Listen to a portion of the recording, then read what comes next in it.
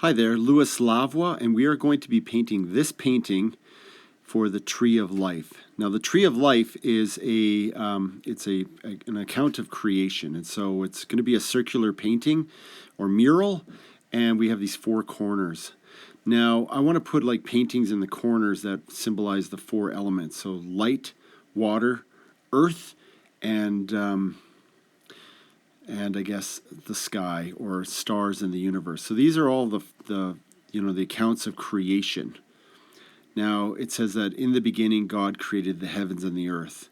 So what I thought would look neat is to have four tiles that show these four giant hands kind of holding like a planet or holding like the sun or something like that, indicating that there's a giant being that created this stuff.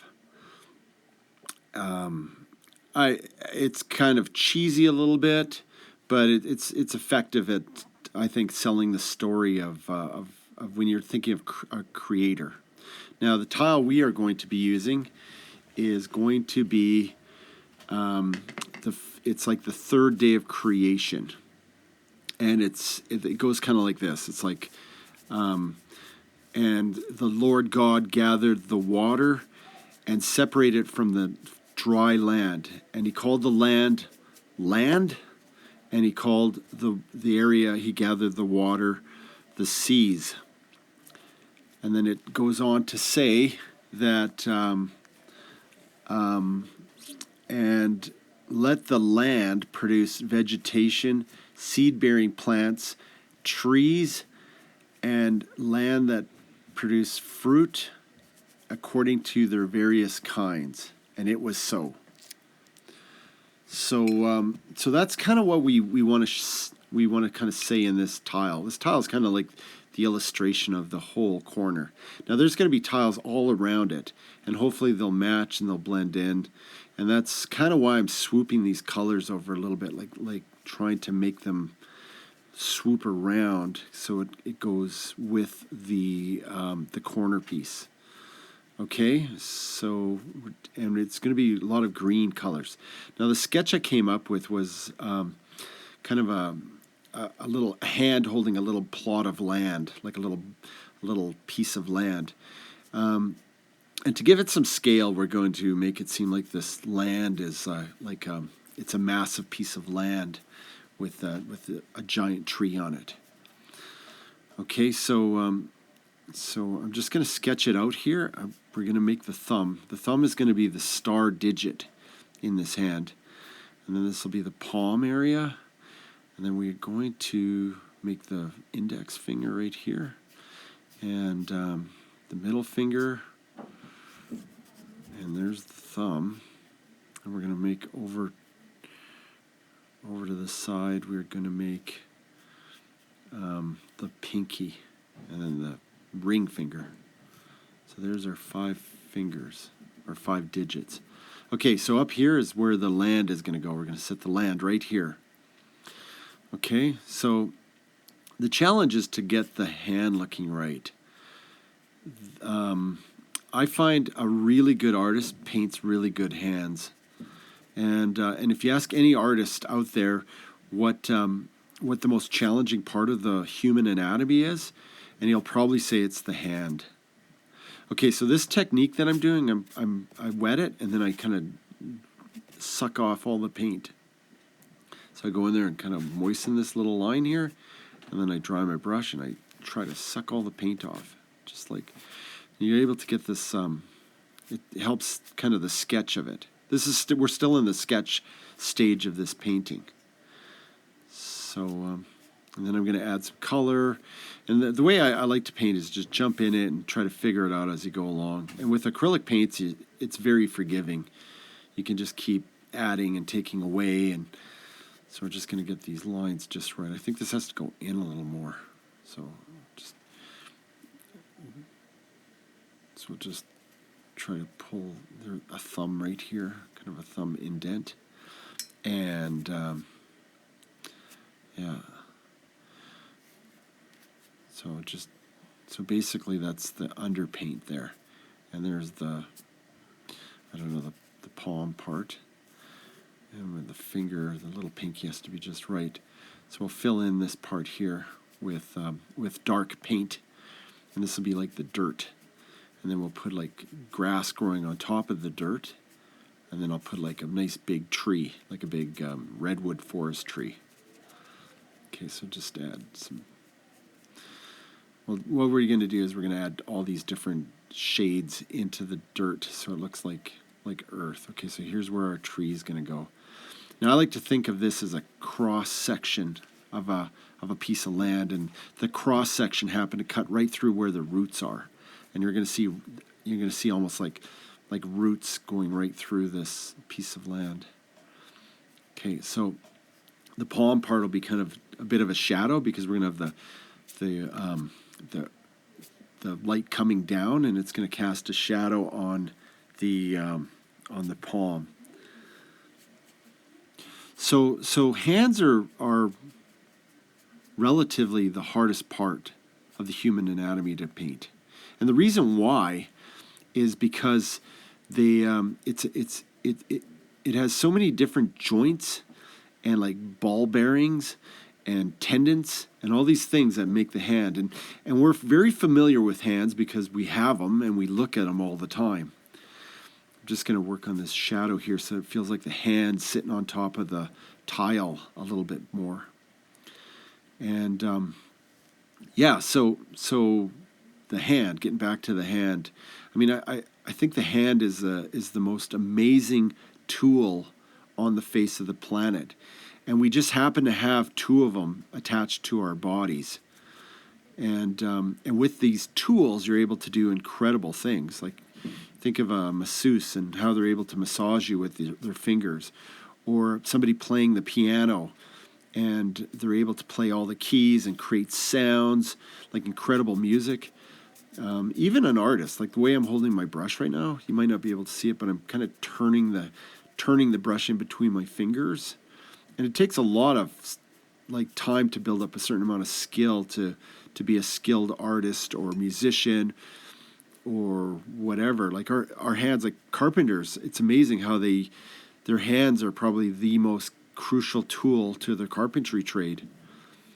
And it is a piece of machinery. Like if you really think of how we make machineries, I mean, we have tendons, which are like cables that run to the fingers.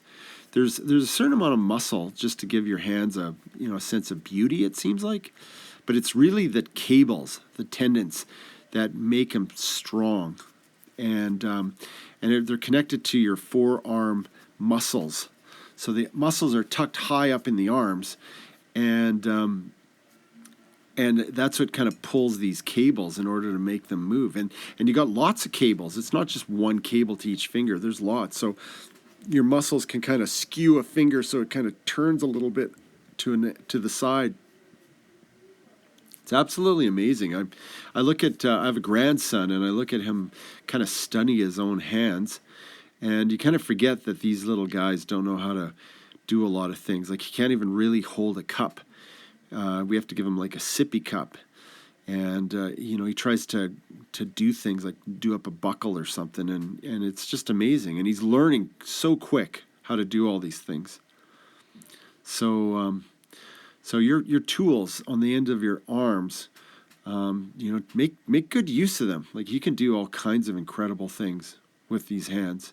And then another thing about the hands, like I'd like to go on about this, is the fact that the very tips of your fingers have a lot of like feeling to it, like a lot of nerve endings. They say that it's one of the one part of your body that has the most nerve endings. Besides other parts like your tongue and other parts, but your fingertips. So you think of it, you can actually feel a little hair in between two fingers. And you can kind of turn it, and you can thread a needle with your fingertips. Like you can feel it. It's really, really delicate. But at the same time, it could take a lot of pressure, and that pressure can, it can take a tremendous amount of pressure. Like you can actually squeeze your hands, and they take a lot, like hanging from a monkey bar. I mean, if you weigh like 150 pounds, that's 150 pounds of pressure on your fingertips that you're able to do it with ease. It's not like it's agonizing. So the variation between the delicateness of your fingertips to the hardness of pressure is tremendous. So anyways, I'm just gonna darken this up a little bit more. I was thinking, like, for this little piece of land, that you'll see roots kind of dangling underneath it, and they'll be just kind of falling between the fingers and stuff. Some famous hands. This makes me think, because my hand's looking a little cartoony, and you can see this thumbnail really, really clear. I'm not going to leave it on there, but this, if you've ever looked at Michelangelo's The Creation of Man, you know, the one at the Sistine Chapel where he's pointing up at God and God's hand is pointing down. Well, the hand of God almost looks like a cartoon hand. And I think it looks great. I think Michelangelo did that on purpose in order for you to really see it, because you're probably, 150 feet away from the piece of art. I don't know how high up that is. I've never been there.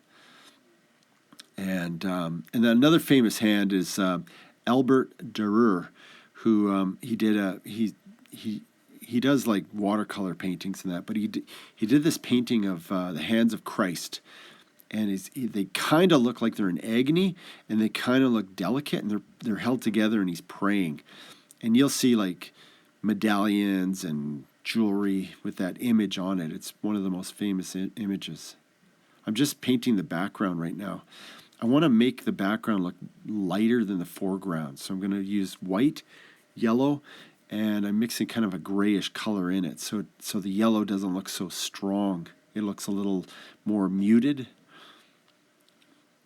So I'm going to keep moving in the strokes of the angle of this board that it's supposed to go at.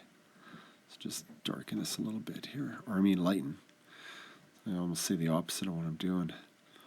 Okay, we'll just kind of pop out the fingers a little bit more. And if one thing I always find is that if I make a mistake, by doing the background, you can kind of clean up your lines a bit. So just going at this angle left to right of the board. Hopefully it'll match up with the rest of the paintings. And I never really, get artists to do that when they do these murals, to really try to match colors and lines. I tell them to keep it in mind, but don't.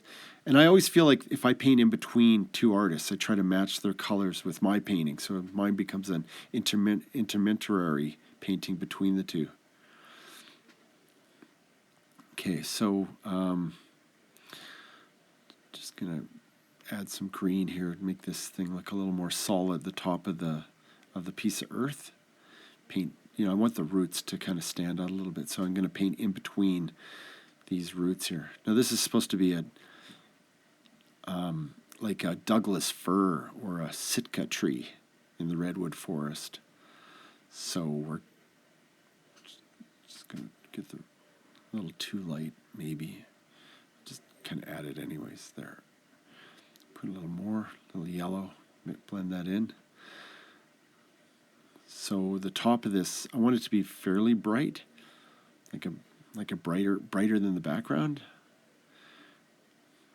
So it looks like the top of a plane. Okay.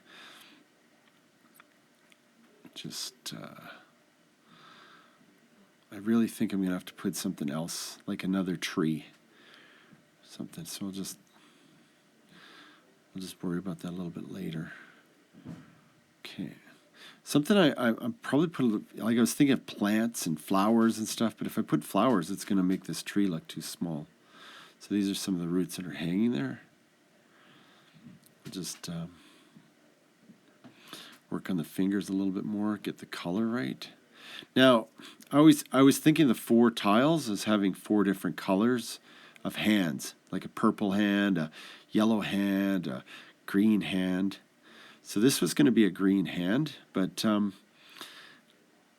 I just resort back to, I guess my own skin color. So it's the, it's going to look like the skin color of my hand in the end. We'll see. The thing about color is you can just keep adding and taking away until you're happy with it. Okay, so we're going to go fast forward here. So I just find it too painful to talk and paint at the same time, and so when you look at my style of painting, it's like it gets real heavy and almost to the point of overworked.